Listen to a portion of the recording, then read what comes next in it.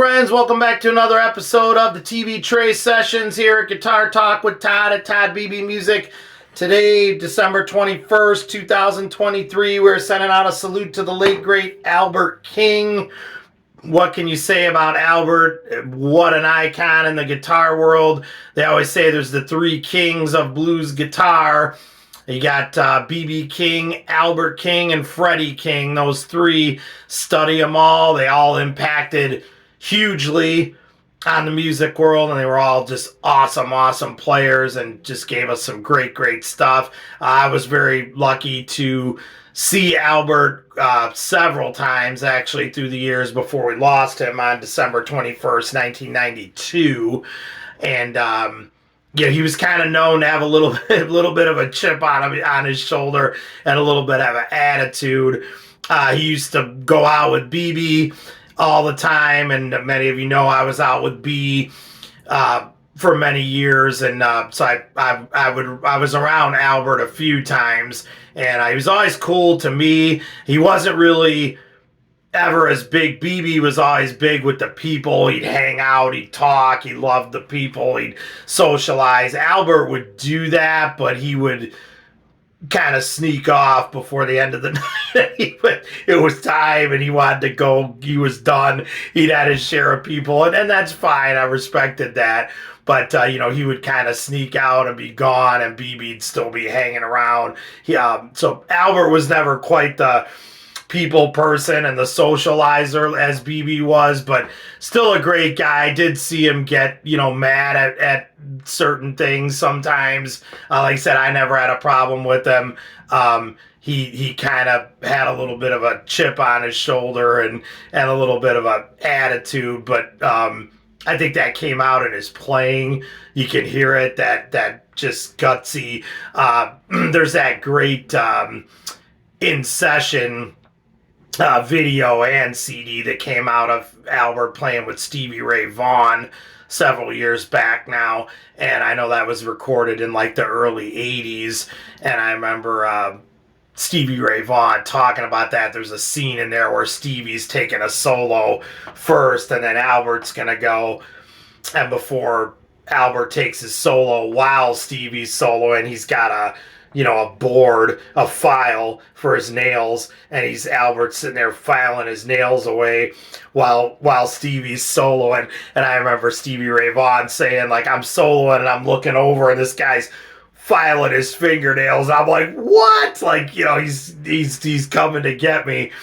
And Albert was kind of known for that, you know, like guys would get on stage with him.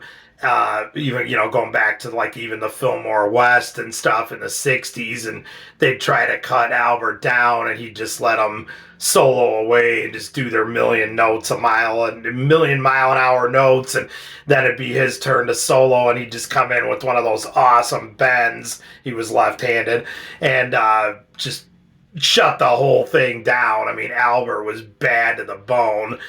So check out all of his stuff. Obviously, the Born Under a Bad Sign album, any of his live albums, that's just the classic stuff right there. Pick up any of the live Albert King albums. You can just hear that smoking stuff, and that's really the way to go. The Born Under a Bad Sign album and all of his stuff is great.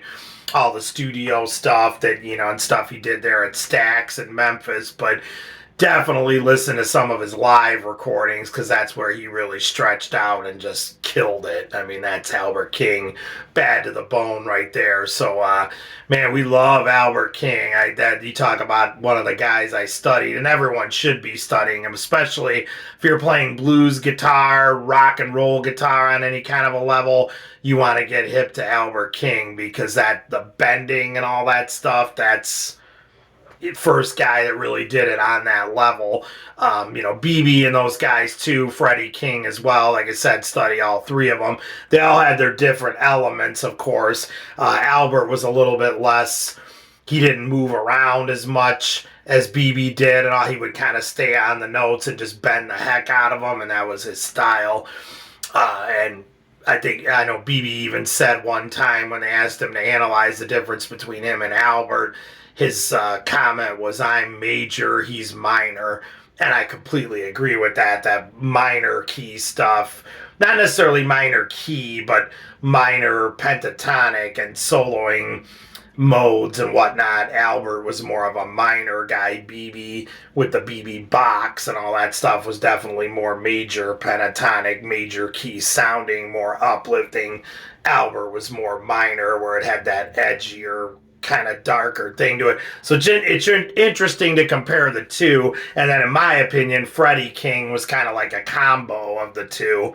And Freddie King definitely found more of like the pop audience with his instrumentals and Hideaway and all that stuff. And we'll definitely talk about Freddie more in a future episode. But today we are sending out a salute to the late great Albert King, who we lost on this day, December 21st of 1992. So in 2023, we remember and salute you, Albert. We love you.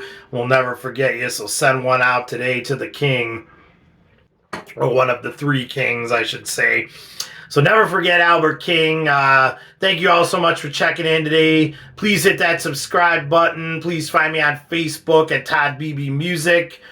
And never forget Albert King. We will see you all again. Thank you so much for checking in. Stay safe and love your dogs. Take care.